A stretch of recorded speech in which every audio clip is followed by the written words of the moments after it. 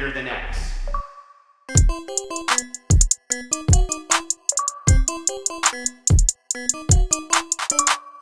What's up, everybody? Welcome to the Xbox Drive. Of course, the show where we talk about Xbox every single week. It's weird doing the intro this way because I'm not yelling because Sean's actually not here this week. But I'm actually joined by a special guest. So, of course, I'm Ryan Turford, the man on the moose, and I'm joined for the very first time on the show by the man himself, Steve Vegvari. Thank you so much for joining the show. I'm sorry I accidentally pronounced your name incorrectly, but that's okay. Steve, tell everyone who you are, where you're from, all that good stuff. Since it's your first time on the show, you got to introduce yourself. Absolutely. Yeah, no, first off, thank you so much for the invitation. I hope, I can fill Sean's shoes appropriately and, be a good co-host along with this show. But yeah, my name is Steve Vegvari. I am a games writer. You might have seen my work on, Squad State, iPhone in Canada, Console Creatures, Mobile Syrup. The list goes on. And I also do a podcast as well, Canadian Geekcast. And then I've done other guest spots as well along the way. So yeah, maybe you've seen me along the way, but yeah, it's because you've been on multiple podcasts. You're kind of like a free agent. You're just all over the place. That's it. Yeah. You're just all over the map. I mean, plus on gun for Geekcast, hire. Yeah. Plus on Geekcast, you wore a very Xbox costume for the Halloween episode because you wore a Cuphead outfit as well, which I enjoyed. So. Oh, thank you. I'm glad you enjoyed that. The funny thing about that, quick aside, is I've had that mask in my closet for about 2, maybe even 3 years now, waiting until the day that they released the DLC, and I was going to wear it, do this whole thing. I had that for preparation, and they just won't release the DLC. So it's like, okay, well, I guess I'll just use it on Halloween at this point, because who knows how long I'll be waiting. You even had the gloves and everything. I was ready. For sure. So, of course, folks at home, if you want to learn more about Steve and whatnot, I've put all of his links to all of his stuff in the show notes as well. So go support him there. So, of course, as always, we start the show by cleaning the garage, as you would, by going over some of the stuff that you want to do. So first off, if you like what we do and you want to support the show, there's a number of awesome ways to do that. You can support us by subscribing to us on your podcast feed of choice, whether it's Apple Podcasts, Google Play, Spotify, we're all of the things. So check us out there. Also, if you leave a 5-star review on Apple Podcasts, we will read it in the show right here during this section. Also, if you want to see our beautiful faces every single week, we put up a video version of the show over on YouTube. YouTube.com/Yumi Capri is how you go do that. So every single Thursday morning, you'll see the show there. As well as if you'd like early access to this and all of our shows, head on over to patreon.com/Yumi Capri. They're a little tip in the old tip jar, and out comes content, except for this week where we're actually talking about a specific game that we can't actually talk about till Thursday. So no early access this week, but usually there's you get the show a day early. So it's all good. Last but not least, Extra Life is happening this weekend, which is the reason why Sean's not actually here. So actually, if you're listening to this on Thursday, my second stream of 2 is happening this afternoon. So if you head on over to the YouTube page, youtube.com/Yumi Capri, you can watch me play RPGs all day. And then Sean is going to be streaming from Rome, New York over on twitch.tv/Sean Capri this weekend. We're both helping to raise money for different children's hospital charities. I'm helping raise money for sick kids, and then Sean is helping raise money for the Stollery Children's Charity over in Alberta. So I've left donation links in the description as well. Steve, as far as I know, I don't think you're doing Extra Life, right? I'm not this year. No, it's a busy time right now, and just things didn't line up, unfortunately. But I'll be there supporting you guys. Absolutely. I can't wait to see you guys stream and raise money for all the charities. Yeah, for sure. I mean, you don't say. There might be 1 or 2 games coming out, sometime soon. Just throwing it out there. Maybe, right? So let's grab our 8 tracks, pop them in. It is time for the playlist, and it's time to talk about all the stuff we played this week. So, Steve, since you're the guest, you can go first. What'd you play this week, my friend? Yeah, so I guess the first game to really touch on is Riders Republic, a game I think we've both been playing quite extensively. Yep. This game was kind of like a surprise hit for me. I grew up on these kind of extreme sports games, especially like in the original Xbox era. You go SSX Tricky or Matt Hoffman's Pro BMX, stuff like that. And I fell in love with those games all those years ago and then kind of dropped out of them. So I never really had an interest to ever pick one up ever since. But diving into Riders Republic, I kind of fell back in love with these extreme sports games. And seeing Ubisoft kind of modernize that and put it into this open world setting with social aspects and being able to switch sports on the fly when you're navigating the open world, that it's such a novel concept to me. And adding to that, like, it just plays well. I don't know, like, what your experience has been like with the game, but for me, like, it just plays so well where it took me maybe like half an hour for it to really click. But after that, I was like, okay, I feel like I'm mastering this really quickly, like pulling off the tricks, racing, competently, and feeling like I can go between, the sport or the snow sports, the BMXing and the wingsuit, all dynamically, and not really feel like one suffers while one gets the upper edge for me. What about you? What's your experience been like? Yeah, so I've actually had quite a few chances to play the game between the open beta, between the free trial week that happened last week, which I actually talked about on the show last week, to this week finally getting a chance to play the final game, which of course is thanks to our friends over at Ubisoft Canada for providing us codes for that, of course. But I've liked the experience a lot ever since playing the open beta, and the final game did not disappoint. I actually really liked the final game for a lot of the same reasons you actually talked about. Like, I was really worried going into it that they were spreading themselves too thin by trying all these different ideas with the different sports. Like, maybe instead of just focusing on one and making like a really good snowboarding game or a really good biking game. But no, I think they totally nailed it with this game. Like, I was very surprised that I liked it as much as I did back in the beta. And then I'm equally surprised with the final game and just how much I can't put it down at this point. Like, I'm like hopelessly addicted to this game. I love going around to the different events around the world, and I'm just having a ball with it. It really reminds me of, and I've talked about this on last week's show too, but I really compared it to Forza Horizon, where it really feels both from the tone of the game, but also the way that it hands out its missions, to even the way that you race against like drivatars almost. Like, they're not drivatars in this game. Right. They're like other people's ghosts, but it's the same type of concept. So I really enjoyed it. And even something that I wasn't really expecting to enjoy was something like the mega races where you're racing against like 100 people. Yeah. But that was like super smooth and totally fun too. So I've been having a great time with Riders Republic, and I'm so happy we finally have a game like this out, because to your point, we really haven't had too many extreme sports games. I mean, we had Tony Hawk last year, but that's skateboarding. But like, when was the last time we had a really good snowboarding game besides Steep? Or that's the one I keep going back to. Yeah, it really feels like, well, obviously they took what made Steep a success at the time, but then just kind of naturally evolved it to something more grand. I do have one major gripe with the game though, and it really does come down to almost like those mega events that you kind of talk to. But when you're competing against other people's ghosts, or like you said, like the drivatars, the collision detection is just way off. I don't know what it is, but it really sucks the fun out of it when you're in, like, say, the top 10 even, and you get knocked out of for no reason really, and then you just fall back all the way to the 50th spot, and then you're kind of just stuck there. And other times you won't get knocked. Like, a player will pass you by, or you'll bump into them and you won't really get knocked. Other times you'll just fly off the map. And I don't really know what the rhyme or reason is behind the collision or the hit detection in this game, because you can't really use it in like a competitive way, right? Right. I can't bump into you expecting that you're going to fly off the map, because 90% of the time it might work. Other times it just won't. So I don't know. That's the one thing I'm like, I don't know if I'm really jiving with this, but otherwise the game plays really well.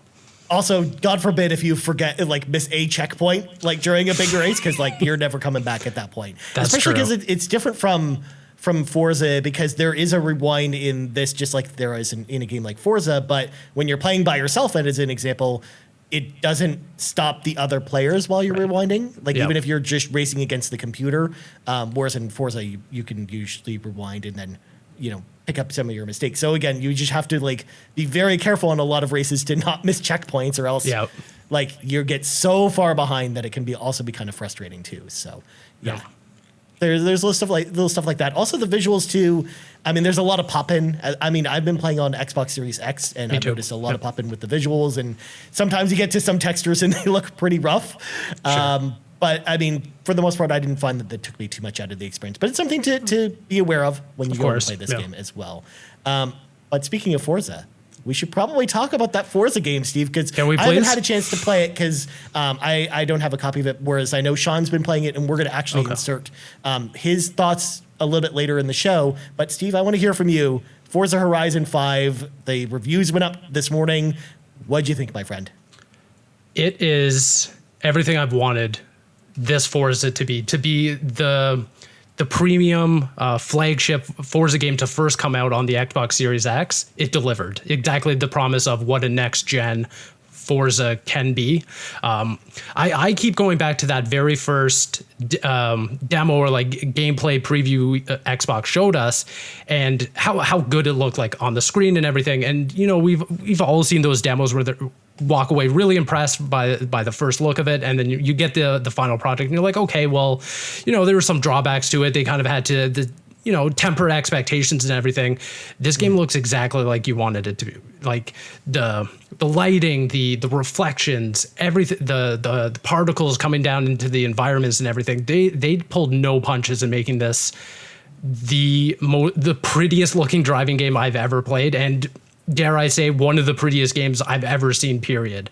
The map of Mexico is so diverse, where you do have like these more sandy desert-like biomes, and then you have the jungle, then you have up high in like the mountains, it gets really snowy by the volcano, and then you have like beachside. It all just like meshes really well, so that when you're driving from point A to point B, you're just kind of naturally progressing through the map. It doesn't feel like, oh, you've left snow area, now welcome to jungle area. You like if you blink and you're not even cognizant about it, you're like, oh, okay, I'm definitely in a different area, but I don't know when that transition happened. It's really dynamic in that way. And I mean, from a moment to moment gameplay loop, this is Forza. You're not really getting all that much new in this game. I guess like the big thing that they keep talking about is the dynamic weather system. So out of nowhere you'll get a sandstorm or a jungle, a rainstorm, and you can drive right through it. And it is really one of those like heart racing moments where the game almost knows that you're going to drive into the storm before you even know you're going to, and the music kind of kicks in. You feel like the rumble of the controller going as the wheels start spinning, hitting like the sand on your windshield, and it's just a lot of fun. And it's so funny because I spoke to Playground Games a month or two ago, and one of the creative directors on the game was like, we have the ambition to not make the best racing game, but to make a game that can just be in the conversation of game of the year. Not necessarily to win game of the year 2021, but to be in that conversation. And playing Forza Horizon 5, I think that they've earned that. Now, whether or not that happens, Cord is still out on that one, but I do really feel like if a racing game is ever going to be in the game of the year discussion, it's going to be Forza Horizon 5. Plain and simple. I think that they achieved what they were trying to go for with this game, and I think that they do earn that spot of being like, well, as a racing game, as an open world sprawling environment, Forza Horizon 5 is that for this year. My God, that sounds incredible. I mean, it's one thing to say that it sounds like it's more, Forza Horizon, but in a way, I don't think that's necessarily a bad thing. I really love the formula for Forza Horizon, but it sounds like it's really just the pinnacle of what they've been able to achieve over years and years of kind of iterating on the series between 4 and 3 and all the other entries. And it sounds like Mexico is going to be an awesome place to explore as well, because that was one of the things I really missed with 4 was having like an exotic environment to kind of go through, especially because we live in Ontario, Steve. Like the London countryside isn't too different from if you drive outside of Toronto, essentially, and go look at the farms and stuff like that. Yeah. So for us, it didn't feel like we were going to another place, whereas like, Mexico is cool. It sounds like it's just a fun place to drive around. And to your point about kind of the way the world kind of shifts and how it doesn't feel like you're going in like the cold area versus the hot area, it just feels dynamic. It feels like it sounds to me like it feels like a real place that actually exists, because the real world doesn't operate where, oh, you're in the snow area and the lava area. Like, it doesn't work that way. So I love to hear that about the game as well. So how long did you have a chance to play the game? Like, did you get very far in there, or like Guesstimate number of hours? Guesstimate number of hours. I'd probably say at this point 20, 25, somewhere in that ballpark. I think in terms of like, if you were to kind of contextualize what a Forza campaign is or what the Forza Horizon 5 campaign is, I'm probably about 2/3 of the way towards like, because basically the main concept of it is that, you know, the Horizon Festival is going on and they want you to help bring more attention to it and attract more racers and everything. So you're unlocking different new, racing series around the map, and by doing that you're unlocking like accolades from different races that you're competing in. It's basically, you know, that typical racing grind of complete everything on the map just to say you're number one kind of thing. And yeah, so contextualizing it around that, probably about 2/3 of the way. It's a huge game, don't get me wrong, but there's also like a lot to do and a lot to see, and tons of cars too to unlock. I think they release a full list of it, and it's like, well, okay, the Warthog's in there. That's I'm good. I don't need to read through the entire list. Yeah, it's the only car you'll ever need, right? Exactly. Why would you even need other cars at that point? No, you know, just driving around. Maybe a Spartan will join you on the back of it. So, yeah, because I mean, we always like to gauge, like, especially with a lot of the feedback we get from our listeners, we always like to gauge kind of where we are when we're talking about some of our games. So obviously that's why I wanted to ask that question. No, of course. But it sounds like you're right. It's probably, you know, typical Forza length. Like you could probably finish it in like 30 hours, but then there's probably still so much more to do beyond that. And then you probably haven't scratched the search list of like any of the multiplayer stuff, because I imagine you probably haven't had too much time with that, right, Steve? That's correct. Yeah, unfortunately, a lot of the multiplayer stuff is offline at this current moment. So there are a few of like the grander racing series that I'm just not able to touch right now. But again, it really goes back to, well, everything feels familiar enough that I kind of know what to expect from it, especially like the creative labs mode where people can just create whatever arenas they want, and it just kind of goes into the more arcadey sense. You can definitely see there being that aspect to the game, although I haven't really experienced it too much. Oh yeah, for sure. That's the type of thing we'll probably be talking about over the next couple of weeks. Exactly. So, as the situation progresses. So sounds pretty awesome. I'm excited to finally play it. You know, it's finally out tomorrow for people who purchase the Ultimate Edition of the game or the little upgrade pack that includes all the DLC for the Game Pass version. And then it's out for everyone else on Tuesday. So I'm so excited to get my hands on it. I know Sean's going to be playing it this week for Extra Life as well. So if you want to see more gameplay of the game, Sean's going to be playing it on stream this weekend. So definitely make sure to check out his stream. And speaking of Sean, let's hear from him right now about his thoughts about Forza Horizon 5. Hey everyone, it's me, Sean Capri, coming to you live from my hotel room where I'm currently playing Forza Horizon 5 thanks to our friends at Xbox Canada for the free code, the early access, all that stuff. I'm playing on my Xbox Series S right now. I was playing on my Series X back at home, and I'm here to tell you that I am head over heels in love with this game. Right at the front, I want to say that this was one of my most, if not my most anticipated game of the year. Of course, Halo coming up very, very soon. Just an absolutely huge release for Xbox Game Studios here, and I'm less than 10 hours in. I'm still kind of getting my feet wet or my tires wet, all the puns. This is, if there was another game for the Xbox Drive to review, this is the one. I'm driving around Mexico, and I am so pleased to let you guys know that this is it. This is such a good game. Now, before I get into a little bit more detail here, this is an impressions. This is a review in progress. There's a lot of the multiplayer that I haven't gotten to just yet. There is a gargantuan amount of content to get to here. Just after Ryan and I have recently finished Far Cry, this is kind of in that same light. There is so much to do here. This is a Forza for all players, for veterans of the series and for newcomers alike. It's, of course, coming into Game Pass day and date, just like all first-party games.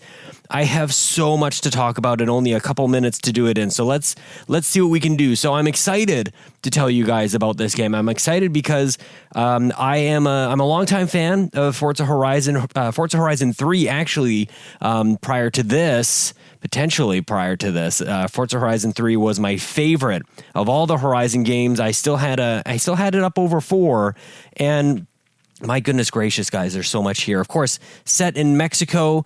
I was excited about the setting here. I think that plays a huge part in my enjoyment of the Horizon games. 3 being in Australia, and 4 being over in England, and now we're in Mexico. And to me, this just makes sense. This is a party atmosphere. That's where the Horizon, in case you didn't know, is sort of like a music / car festival. And I guess it attracts fans from all over the world to watch people like you and me and the players doing crazy things all around the country. And with this one being in Mexico, man, it just fits so well. It does remind me of Australia, not only the party atmosphere, but also the landscapes that we're finding ourselves in. I'm driving along the beach, and there's resorts, there's cruise ships off in the ocean. I'm driving up and down mountains that are literally erupting. I'm off into the jungle. I'm skirting around little creeks and rivers. I can feel the humidity. I've got flamingos flying all over the place in all of the cars that I am collecting. My goodness gracious, there is so much variety in here in a giant but totally manageable map. I'm buying houses on this side of the map. I've got another house on that side of the map where I can got my fast travel.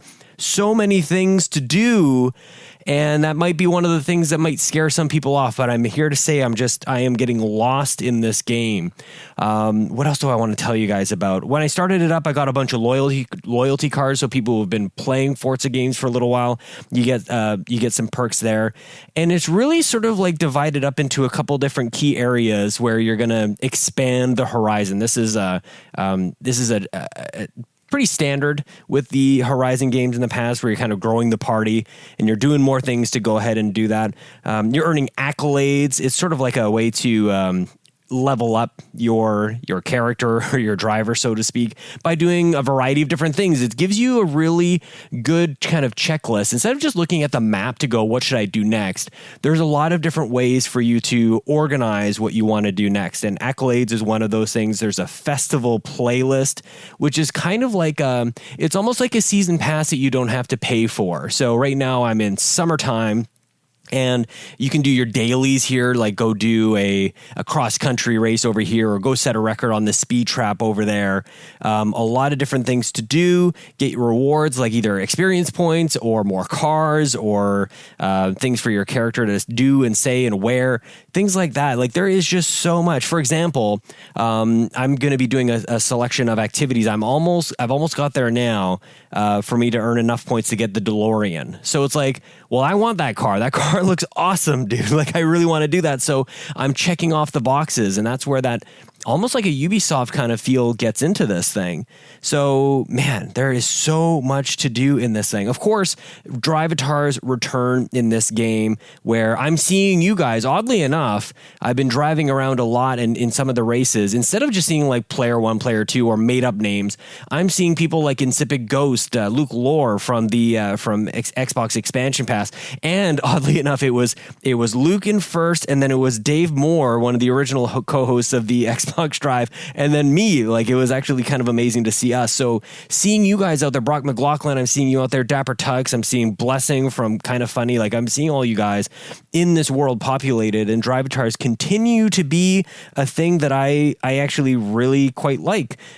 Showcase moments are still here, like flying around with a gigantic jet. The game opens up in a really awesome way with a variety of the different vehicles, from the supercars to the super Jeeps, like the new Ford Bronco and things like that. But man, this game is it's my new obsession, you guys. I'm so glad that I recently finished Far Cry 6, and you guys will hear Ryan and I talk about that very soon.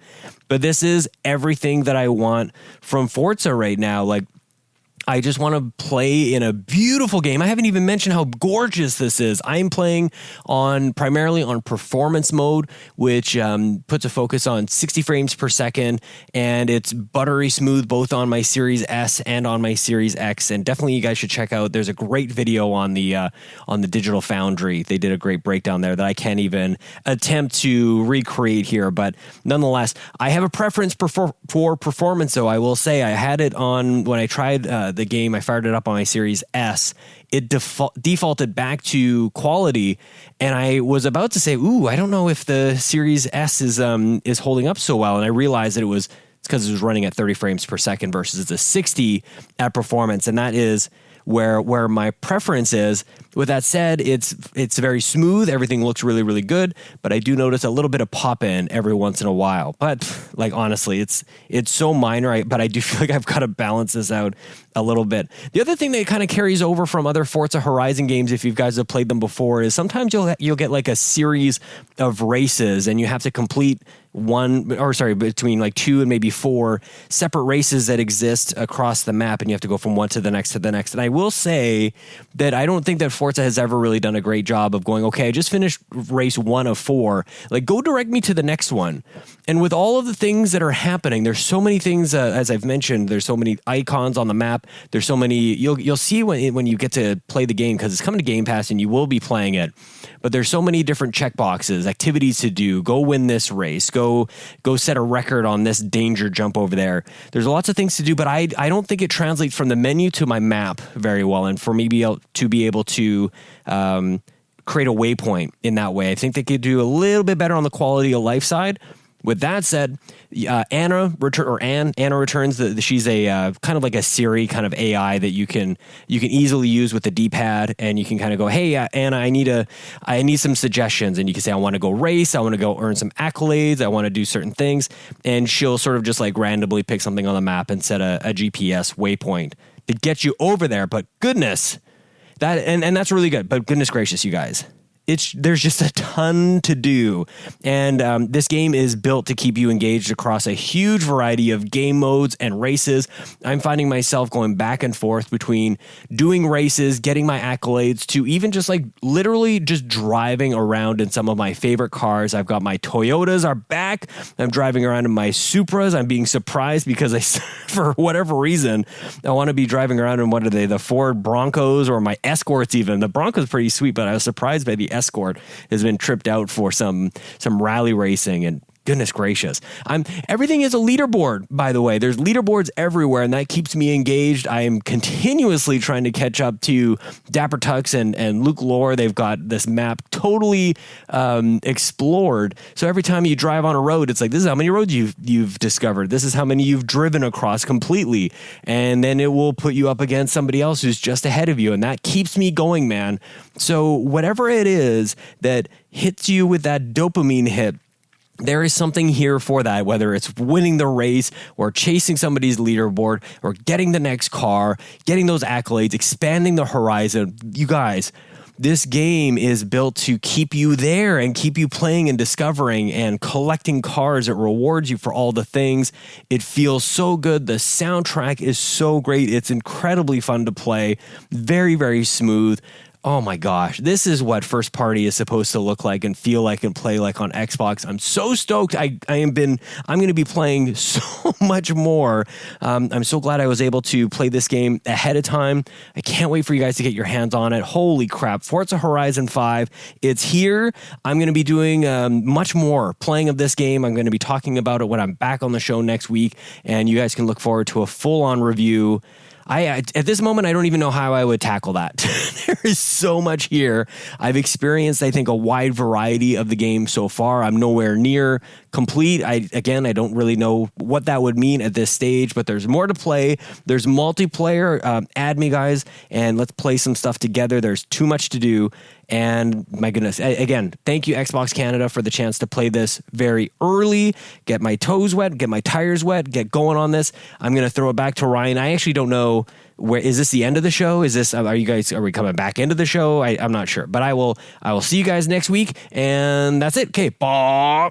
Thanks, John, for that. I mean, even though we didn't actually hear what you said, because, I mean, this is past Ryan talking and future Sean in the future. It sounded great, though, right? Like, it really got you excited to play the game. 110%. There were so many cars in that section, too. Oh. I mean, you have no idea. All right. So besides that, was that pretty much all you had time for this week, Steve? It sounds That's like it. Yeah, it was. A lot of sports games, a lot of racing and sports games. How about yourself? So I also got to play another game this week that I was pretty excited about after reading reviews, because I love the spooky games. Yes. Everyone kind of knows that about me. And I was pretty excited when I saw reviews for the Dark Pictures Anthology, House of Ashes. I'm definitely someone who's been a vocal critic of the anthology so far, where Man of Medan was okay, the first chapter, and then Little Hope, I did not have nice things to say about it.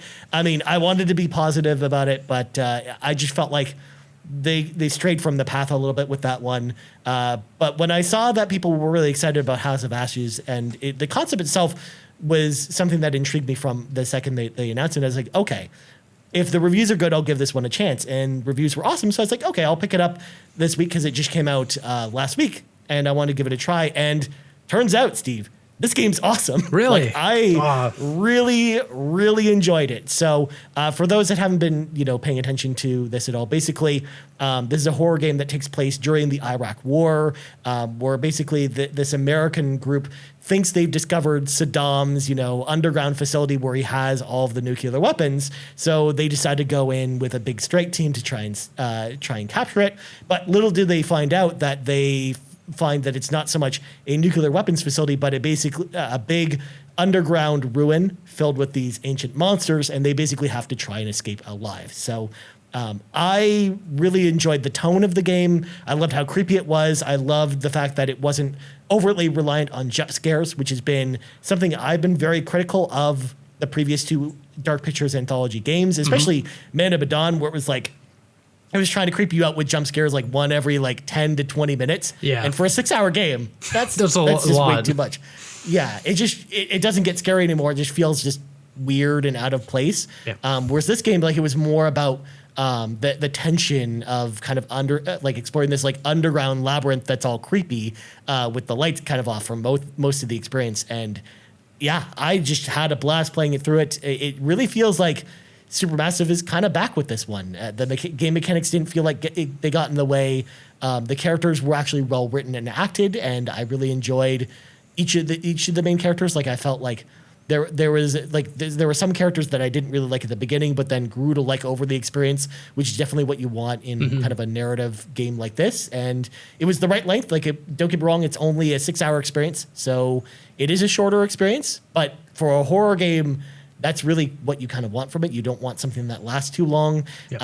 And there's lots of replayability because there's a lot of reasons to go back. Of course, it's just like the other games in this series. It's a choose your own adventure story. So depending on your choices or your actions or failing to miss certain button prompts, characters will die.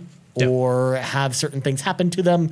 And I love kind of the replaying the game after I've maybe saved everyone and going back and see how they can all die in horrible, horrible ways, or kind of any mix in between it of how that works. So yeah, I really enjoyed this overall. It's actually not a super expensive game as well. It only is $30 Canadian for this. So it's definitely not a full price game.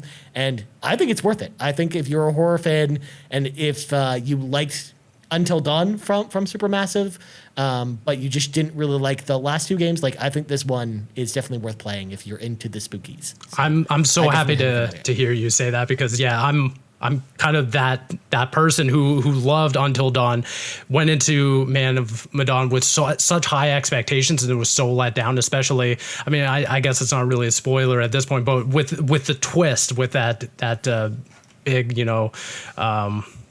bait and switch near the end of the game, I was like, well, I kind of saw that one coming and that was really disappointing. I didn't go back for, what was the second one, Little Hope? Little Hope, yeah. Yeah. So hearing that, House of Ashes kind of is a redemption for Supermassive has me really excited. And yeah, definitely, I'm definitely going to try it out. I mean, unfortunately, it was so busy around the Halloween period that I didn't get to play it during spooky season. But I mean, it's always spooky literally season. Came out on the same day as 8 other games. Right. So yeah, it was definitely an easy game to kind of get lost in the shuffle, which is too bad because this is the one that I think people should definitely check out and not miss. Right. So, and yeah, I think that it's definitely in my personal top 10 for favorite games this year. I really, really enjoyed it. So yeah, highly recommended from me. Definitely give it a chance if you like horror games. I don't think you'll be disappointed by that one. Very nice. All right. Let's slam the brakes on this conversation. It is time for some breaking news. And we only got a few news stories this week, but I think we've got some interesting news stories to go through this week. So let's start with brand new games coming to Game Pass because I mean, Steve, if there's one thing we needed, it's more games in our life. So right. Let's go through this list. So Minecraft, Java, and Bedrock is coming to PC on November 2nd. I think that's just a enhanced version of Minecraft for PC, but I don't know too much about that. And then we've got Unpacking on November 2nd. It Takes Two is coming to EA Play on November 4th. So if you have Ultimate, you have access to it.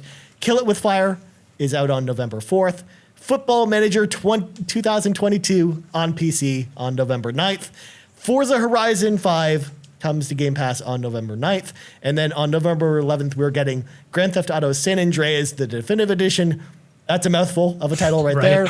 And then One Step from Eden also on the same day. So pretty good lineup of games. I mean, It Takes Two, I know a lot of people have said amazing things about, but I haven't played it yet. No. I haven't had a chance to check it out. So that's one I think I'll be checking out before the Game of the Year discussion later this year. And then I'm actually excited that San Andreas is going to be in Game Pass too, because I'm someone who played the Grand Theft Auto trilogy pretty recently. I played them last year. Oh, okay, wow. As part of our Xbox, because we have an original Xbox show that we're doing right now, and I played them all for consideration for that. I see. And I found the mission design, of course, to be very hit or miss. Like, those games haven't aged super well. Yeah. So before buying the collection, I'm glad that this is in Game Pass, so I can try San Andreas out, see if they've ironed out some of the stuff that I don't really love about these older games, and then at that point kind of make my decision about the collection. Steve, what do you think about this giant list of games that we got here? It's a super strong list. I can't lie. I mean, obviously, Forza Horizon 5 is probably the one that everyone kind of has their eyes on. It Takes Two, again, I'm kind of like you, where that one I missed the boat on that one. So knowing that everyone was so high on that game earlier this year, I have to play it for homework sake before Game of the Year. Yeah. And you raise a really great point about Grand Theft Auto, the definitive edition, being that San Andreas is available on Game Pass. You don't have to make that investment of, okay, I'm going to buy them all to see what all the improvements are like, how it feels, more importantly. And this just kind of gives you that, well, like Xbox Game Pass always does, gives you that opening to kind of try out the game, get into it, and then kind of make the decision, okay, am I going to invest all the money to buy them all? Or am I just going to put all my time into San Andreas and call it a day after that? Selfishly, I wish it was Vice City, but, right. I'll digress. San Andreas is, from, playing it all those years ago, still a good game in my head. I mean, I could play this and be like, oof, didn't age well, like you said. I definitely haven't played it since the original Xbox days. So yeah. But overall, great unless list. you really love escort missions, Steve, because escort missions are the name of the game with this game, or in particular, and again, one of the missions in Vice City I always point out is that the toy helicopter mission in Vice City is like one of the worst designed missions in any video game, in my opinion. So couldn't agree more.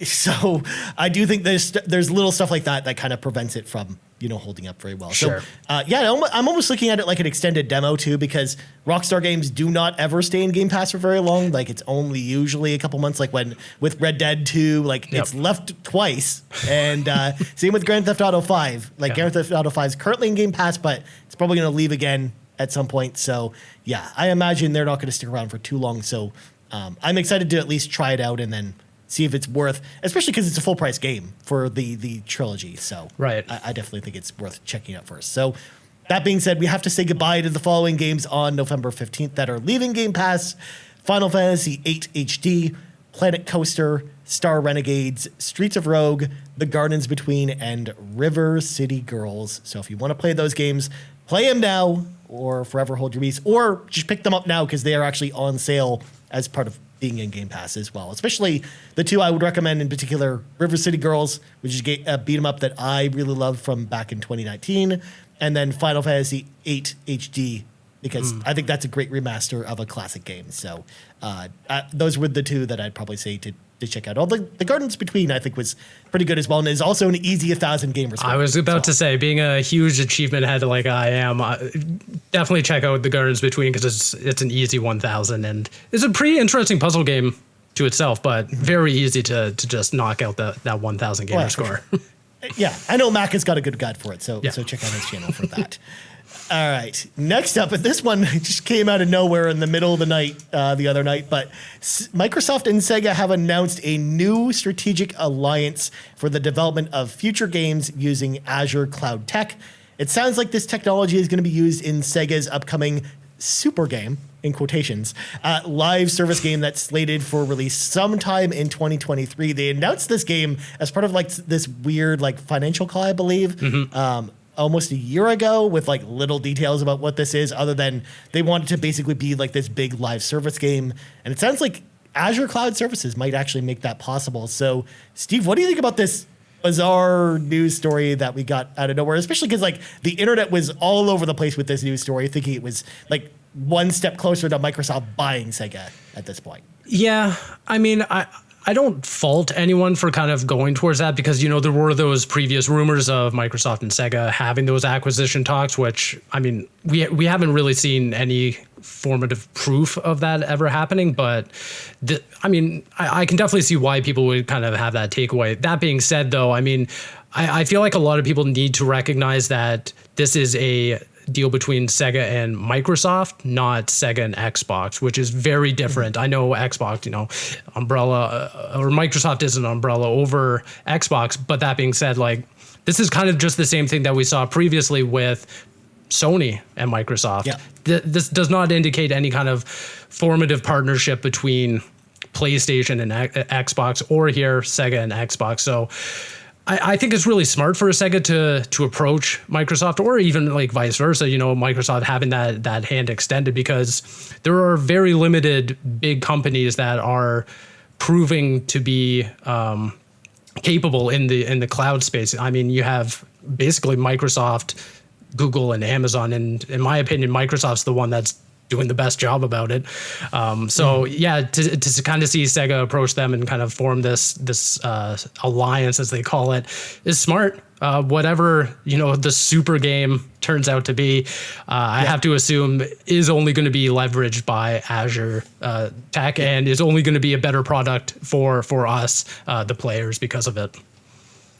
And it sounds like it'll be like Sega's second live service game behind, Fantasy Star Online 2. Yep. So, yeah, I'm excited to see what this game is going to be, but it sounds like it's a very long ways away. So, interesting that they come up with this big statement now, especially because it's, so far away. But curious to know what they're going to do with this.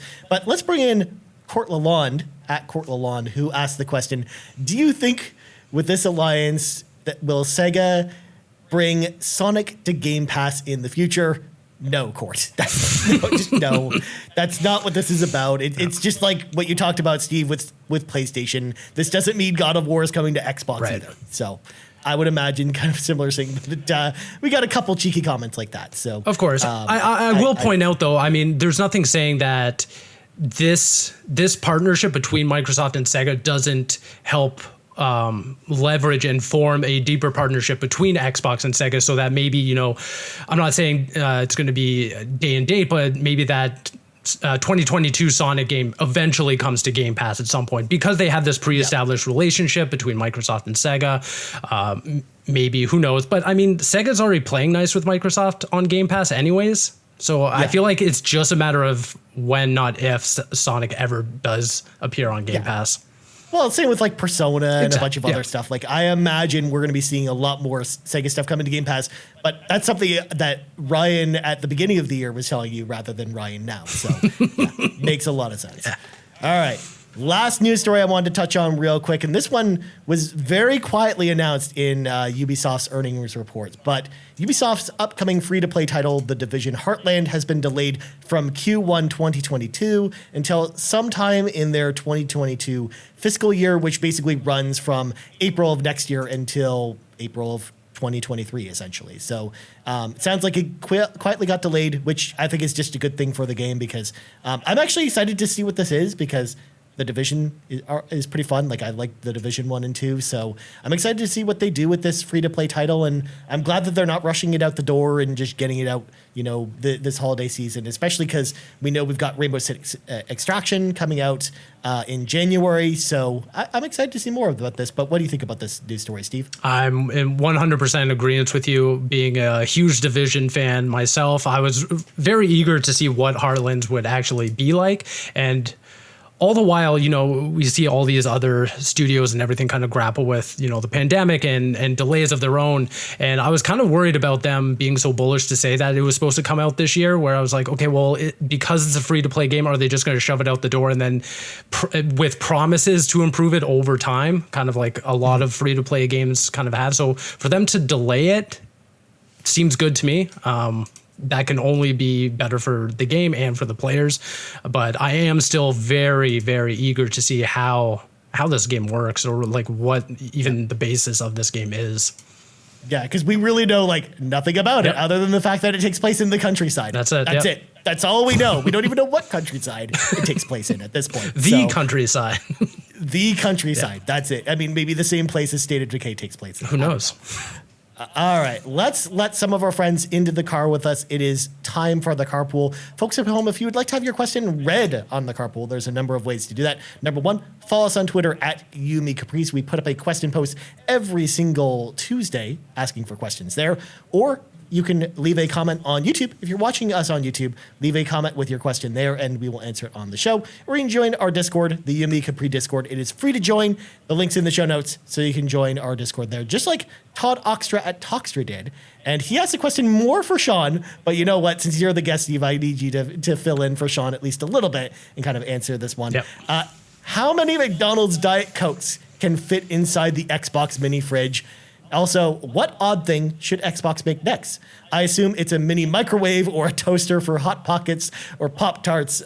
Steve, first of all, where are you with your beverage of choice for the mini fridge if you're going to actually be picking one up? So I do really want one. I need this thing just for the novelty sake of it. And I'll probably be filling it up with strawberry bubbly, not sponsored or anything, but that's definitely going to be the number one. Todd, I have a few questions, and I know that you can't respond to me right away, but I mean, so what size of McDonald's Diet Cokes are we talking about? I'm going to assume regulars/mediums. So if it was Sean answering, he would actually do 2 large Diet Cokes. 2 large, okay. So okay. I would imagine in this fridge, they said it fits 6 cans. So 12 cans. 12 cans, Ryan. 12 yeah, cans. So I pulled up The Verge, an article from The Verge, and Tom Warren reported that it's 12 cans of drinks and then 2 shelves inside designed to hold snacks. So trying to do just rough conversions, being the scientists we are. McDonald's math. Yeah, exactly. Being the esteemed scientists that we are. I would say if you really wanted to get spicy with it, you might be able to do at least 7. If you could stack it properly, I would say 7 large McDonald's Diet Cokes. Well, especially if you can remove the shelves, which or it looks like you can them in any way. Yeah. Then I think you can definitely get tricky with it and get a lot of Diet Cokes in there. I think so. From McDonald's. Yeah. So back to Todd's second half of his question, though. What kind of wacky contraption do you think Xbox will do next? Being on the Xbox Drive, I can only go to one answer here. Is the Xbox car? Ooh, that would be pretty awesome, right? Like just decals on it, or how crazy is this car going to be? Is it going to be like one of those cars from like Pimp My Ride where there's like a game console in there? It has to be, and they have to collaborate with Exhibit, collaborate with West Coast Customs.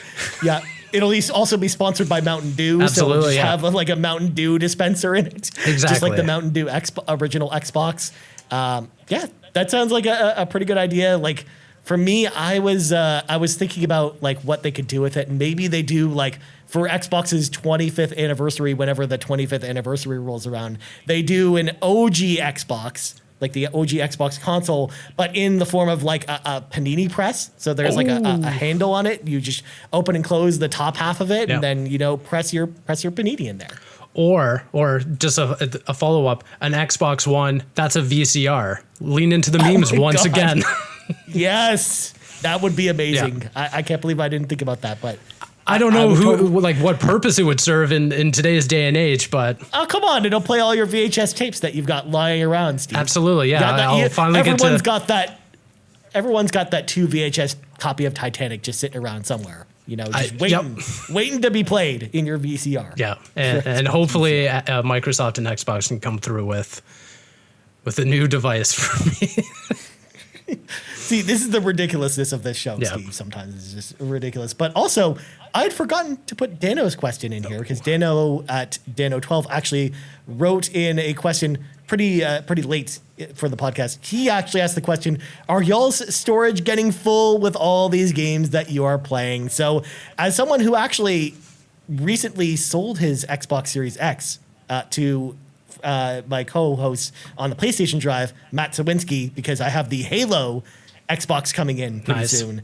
I'm currently making do with my Xbox Series S, which does not have very much storage on it at all. It can maybe store like 3 or 4 games. So, Dano, I'm not doing well with the storage. I'm basically cycling out games whenever I want to play them. Luckily, I do have a pretty fast internet connection, so it's not a huge deal if I need to delete stuff. But I actually haven't invested in any of the storage options. I basically have like a old USB hard drive, not even a solid state one, but just an old one that I'm basically just using as like a pack mule to hold all my games essentially, and I just copy games over from there if I don't want to re-download them. But for the most part, that's how I'm making do with storage. But Steve, what do you think about this question? How are you making do with storage? Did you actually go out and buy an expansion card for your Xbox? Not yet.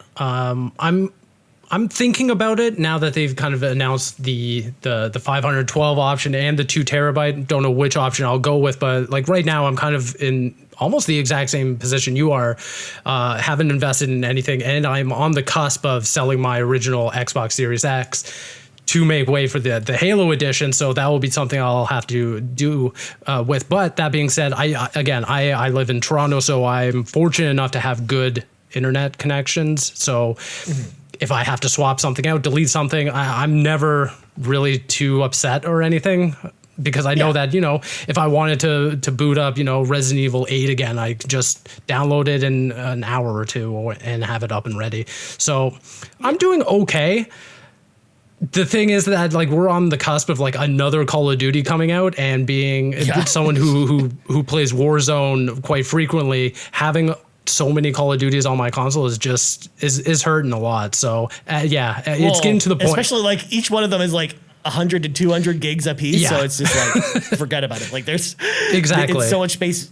At least I think Activision recently announced that the size for this Call of Duty is at least a little bit smaller. So at least you've got that going for you. But you're right. It's definitely a struggle. Absolutely. But anyways, we got to get going. But before we go, Steve, plugs go. Yeah, no, first off, thank you again for bringing me on.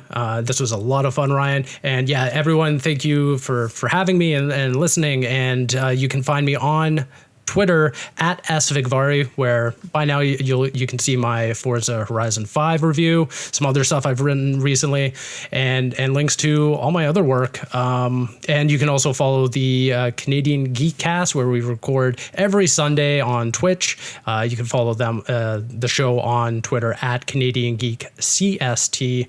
We threw out the A, we bring the A, Ryan. See, as Canadians, we bring the A.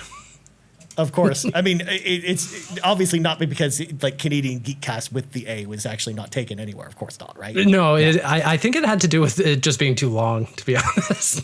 Oh, that actually makes a lot more sense now that you mentioned that, especially with Twitch. Yeah. Well, as for me, you can find me on Twitter at Ryan Turford. You also find Sean Capri on Twitter at Sean Capri. You can find us on Twitter at YouMeCapri's, on YouTube at youtube.com/YouMeCapri, and on podcast services around the globe. So for Steve Vegvari, oh my God, I don't know what's going on with your name, and myself, Ryan Turford. This has been episode 214 of the Xbox Drive, and we out. The Xbox Drive is fueled by patrons at patreon.com/YouMeCapri. And from the bottom of my heart, I am so grateful to the nearly 70 patrons who support us each and every month. With special thanks to our Capremium producers, Dallas Ford, Lee Navarro, the fearless leader of the Phoenix Overdrive Extra Life team, and Jonathan Brown, the man behind the music on the Xbox Drive and the Nintendo Drive. You can support Jonathan Brown at youtube.com/GamingPurpleMonkey. Our platinum producers, Robbie Bobby Miller and Trucker Sloth, and all of our gold members, Argo, Benji Kong, Brendan Myers, Dallas Robbins, Dano, Emily O'Kelly, Foolish Fuji, Heather Boney, James Johnson, Dr. Doom, Joel Brooks, Jose Jimenez, Mac Time, Marcus O'Neill, Mr. and Mrs. Nasty Boots, RJ Kern, Skinny Matt, and Xavier Reyes. If you'd like to support this show, go to patreon.com/YumiCapri and choose the Patreon tier that works for you.